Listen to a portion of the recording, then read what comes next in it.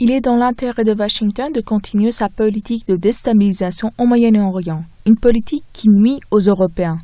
Comment voyez-vous l'issue de la guerre en Syrie? Dans l'histoire, de toute façon, c'est les Américains qui mènent le bal, donc ceux qui décident, et les Européens ne font que suivre, même s'ils peuvent avoir ici ou là des intérêts un peu divergents. Généralement, ils plient aux injonctions de Washington. Je voudrais juste deux choses. Il n'y a pas deux pouvoirs aux États-Unis, il n'y en a qu'un. Trump, c'est le candidat des généraux américains. Quand Trump fait une déclaration, c'est pour ses électeurs. Les généraux font des déclarations militaires. Donc ce sont deux faces d'une même. C'est la même politique. Il applique les mêmes politiques organisées et poussées par les lobbies bipartisans aux États-Unis. Il n'y a pas deux clans, il n'y a pas deux oligarchies. Il y a des clans qui peut-être se bagarrent à titre individuel, mais la politique internationale est toujours la même. Et maintenant, évidemment, ils veulent faire saigner le plus possible la Syrie pour empêcher la paix et de nouveau s'imposer.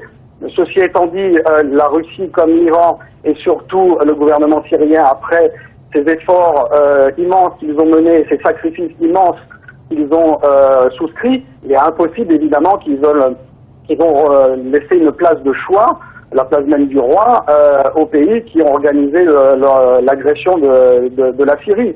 Donc on est effectivement dans une voie sans issue, et dans une voie sans issue, il n'y en a qu'une seule, c'est la victoire militaire sur le terrain. Mais avec les acteurs en jeu, effectivement, ça retarde plus ou moins la solution et la pacification totale du pays. Et en plus, quand vous mettez dans la partie la Turquie qui joue sur les deux parties, qui un jour est gentil avec la Russie et le lendemain est toujours dans l'OTAN, bon, on est dans une situation assez effectivement complexe, mais si on peut en tirer qu'une seule, on va dire, leçon, c'est la dernière menace qu'a fait Le Drian en disant les Russes ne veulent pas encore continuer la guerre en Russie, ils ne veulent pas d'un nouvel Afghanistan. C'est une menace qu'ils viennent de le faire très clairement.